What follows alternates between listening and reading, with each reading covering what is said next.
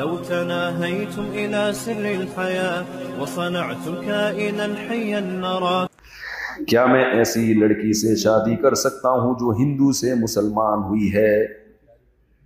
بالکل کر سکتے ہیں بھائی، یا مجھے اپنے والدین کی بات ماننی چاہیے؟ والدین کو چاہیے کہ کرنے دیں شادی، جب ہندو سے مسلمان ہو گئی اور آثار سے لگ گیا تو پکی سچی پردے دار بن چکی ہے، تو ماں باپ مت روکیں بچے کو۔ میرے ابو شادی نہیں کرنے دے رہے، کہتے ہیں کہ کچھ کر کے دکھاؤ۔ تو بھائی بن کر دکھا دو کچھ، سمجھ رہے کہ نہیں سمجھ؟ تو جاب کر کے دکھاؤ، کوئی کاروبار کر کے دکھاؤ۔ تو یہ بات بالکل صحیح کر رہے ہیں۔ بعض دفعہ ہوتا یہ ہے کہ خوب سمجھ لو، بچہ جو ہے نا، میں ماں باپ کو ترغیب دیتا ہوں اپنے بیٹے کی شادی اپنے خرچے پہ کر دیا کرو، لیکن میں ساتھ میں یہ بھی کہتا ہوں کہ بچہ اپنی ذمہ داریاں پوری کر رہا ہو اور آپ کے پاس گنجائش بھی ہو، گھر میں بھی جیب میں بھی، تو پھر کر دیا کرو۔ لیکن اگر یہ ذرا سا بھی خطرہ ہے کہ اگر ہم نے شادی کر دی تو یہ پڑ جائے گا، تو ایسے بہت سارے کیسز آئے ہیں۔ ایسے بچے کی اپنے خرچے پہ کبھی شادی مت کرو، اگلی آنے والی کی زندگی خراب ہو جاتی ہے۔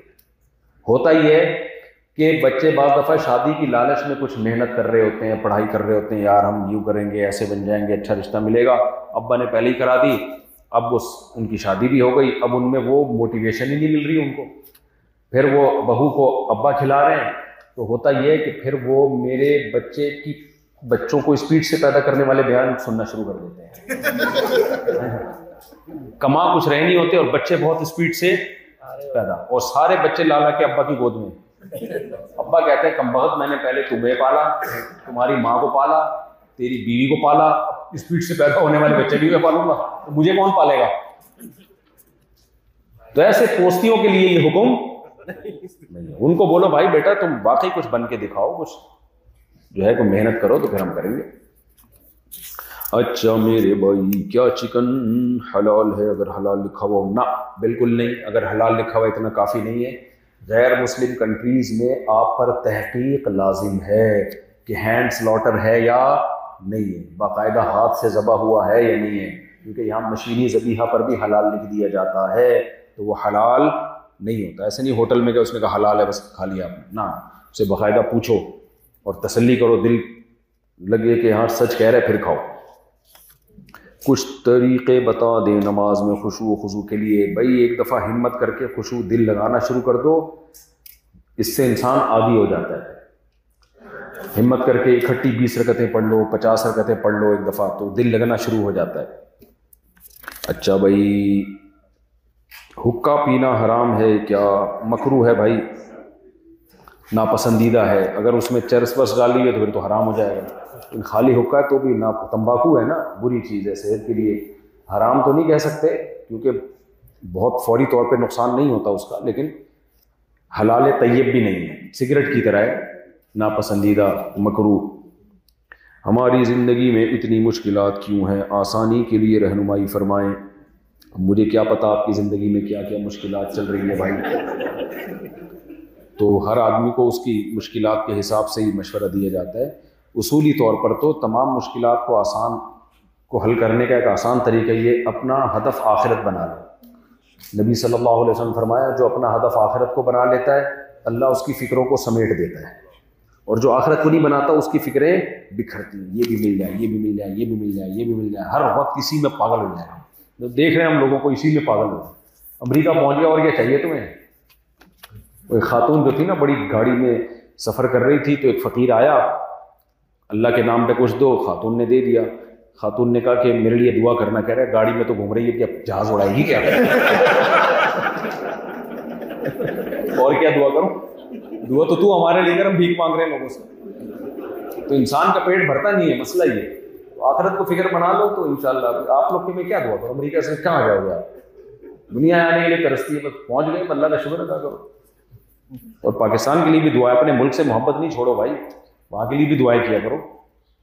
اچھا بھائی، کیا مرد ٹیچر مسجد میں لڑکیوں کو پڑھا سکتا ہے؟ بھائی بلا ضرورت شدیدہ ایسا کام نہیں کرنا چاہیے، خواتین ٹیچر ہی کا انتظام کرنا چاہیے۔ کیا بری نظر سے موت ہو سکتی ہے؟ جی ہاں، لیکن عام ایسا نہیں ہے کہ بات بات پہ لوگ اس بارے میں بھی لوگ بہت غلو کرنے لگے ہیں نظر کے بارے میں. نظر لگتی ہے، برحق ہے، حدیث سے ثابت ہے، موت بھی ہو سکتی ہے، لیکن بھائی نظر لگنے کے لیے سامنے کچھ ہو. حلیم کی دیگ والے نے لکھا ہوا ہوتا ہے نظر نہ لگے. حلیم کی دیگ لے کے بیچارہ تو ایک ریڑھی پہ بیٹھا ہے. یہ یار خربوں کا بزنس ہوتا تو چلو آدمی کو خطرہ ہوتا.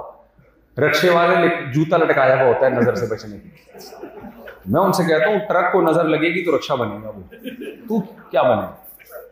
ماؤں کو اپنے بچوں سے محبت ہوتی ہے. دیکھو یعقوب علیہ السلام کے 11 بیٹے اتنے خوبصورت، لمبے، خوبصورت.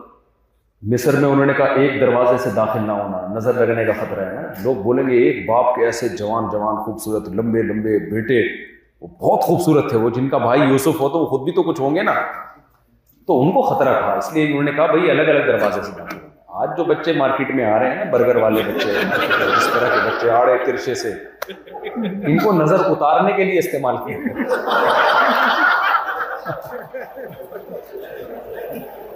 لگ گئی ہے اس کو 7 چکر دکھاؤ. برائے مہربانی بتا دیں محرم اور نامحرم میں کیا فرق ہے. محرم ان رشتوں کو کہا جاتا ہے جن سے کبھی بھی نکاح حلال نہیں ہوتا اور عورت کا ان سے پردہ نہیں ہوتا. اور نامحرم جس سے کبھی بھی نکاح ہو سکتا ہے. بھابھی بھی نامحرم ہے، چچی ممانی بھی نامحرم ہے، کیونکہ چچا کے مرنے کے بعد چچی سے نکاح جائے گی. تو چچی پر لازم ہے کہ اپنے شوہر کے بھتیجوں سے پردہ کرے. دیور سے لازم ہے اپنے بھائی کی بیوی، جو بھائی کی بیوی پر لازم ہے. پردہ مرد پہ نہیں ہوتا، عورت پہ فرض ہوتا ہے. یعنی بھابھی پہ لازم ہے کہ اپنے دیور سے پردہ کرے. جوائنٹ فیملی میں اگر رہتے ہیں تو برقع پہننا ضروری نہیں ہے، بس ایک چادر آگے کر لیں، سامنے آ کے بیٹھ کے بے تکلف نہ ہو، بس اتنا کافی ہے. اچھا بھائی، کیا قبرستان میں جانا اور عزیز و اقارب کی قبر پر اور وہاں پر قرآن پڑھنا کیسا ہے؟ تو ثواب کہیں بھی قرآن پڑھنے کے لیے اس سے قبر پہ جانا جائز نہیں ہے. کہیں سے بھی قرآن پڑھا جا سکتا ہے، صدقہ کیا جا سکتا ہے. ویسے قبر پہ زیارت کے لیے والدین کی قبر پہ جانا جائز ہے. پھر آپ گئے ہیں زیارت کے لیے تو قرآن بھی پڑھ سکتے ہیں، دعا بھی کر سکتے ہیں، سب طرح جائز ہے. میں طلاق یافتہ عورت سے شادی کرنا چاہتا ہوں، والدین کو کیسے راضی کروں؟ بھائی دیکھو، والدین کو اگر اس لڑکی پہ کوئی اشکال ہے، کوئی معقول وجہ ہے، تو پھر والدین کی بات ماننی چاہیے. ہو سکتا ہے اس لڑکی میں کوئی خرابی ہو جس کی بیس پہ طلاق ہوئی ہے. ماں باپ کو ڈر ہوتا ہے کہ بھئی یہ، اور اگر کوئی خرابی نہیں ہے، آپ کے سامنے بات آ گئی کہ شوہر قصوروار تھا، تو پھر ماں باپ کو چاہیے کہ رکاوٹ نہ بنے. پھر یہ شریعت کی حدود سے زیادتی ہو جائے گی. ماں باپ کے حقوق کی بھی ایک لمٹ ہے. ماں باپ کے حقوق کی بھی کیا ہے؟ ایک لمٹ ہے. ایسا نہیں ہے کہ وہ لامحدود حقوق دنیا میں کسی کے نہیں ہوتے. اللہ نے اپنے بھی حقوق متعین کیے ہوئے ہیں نا. 5 نمازیں فرض ہیں. اب اللہ یہ بھی کہہ سکتا ہے 10-100 نمازیں، سارا دن نماز ہی پڑھتے رہتے ہیں، کیا خیال ہے؟ اللہ کو بھی معلوم ہے کہ بھائی انہوں نے کاروبار بھی کرنا ہے، شادیاں بھی کرنی، استغفر اللہ، انہوں نے جو ہے اور بھی دنیا کے کام کرنے ہیں، تو 5 رکھی بس اللہ تعالیٰ نے. داڑھی کا کیا حکم ہے؟ نبی صلی اللہ علیہ وسلم کی صحیح بخاری صحیح مسلم کی حدیث، اعفوا اللحیٰ، داڑیاں بڑھاؤ، وقصوا الشوارب، مونچھیں گھٹاؤ. داڑھی رکھنا واجب ہے. آپ یہودیوں سے عبرت حاصل کرو. دیکھو تورات میں میں نے خود پڑھا ہے کہ اللہ نے موسیٰ علیہ السلام کو کوہ طور پہ بلایا اور موسیٰ سے کہا کہ اپنی قوم کو کہہ دو کہ داڑیاں نہ کاٹنا. آج بھی یہودی اس حکم پر عمل، آج صبح میں نے دیکھے یہودی اتنی بڑی داڑھی، کتنے سارے مجھے یہاں امریکہ میں اور دوسرے ملکوں میں یہودی نظر آئے، بڑی بڑی داڑیاں.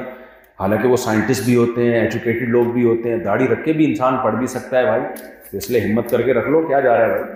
کیا خیال ہے؟ ہوا و حرص والا دل بدل دے، میرا غفلت میں ڈوبا دل بدل دے.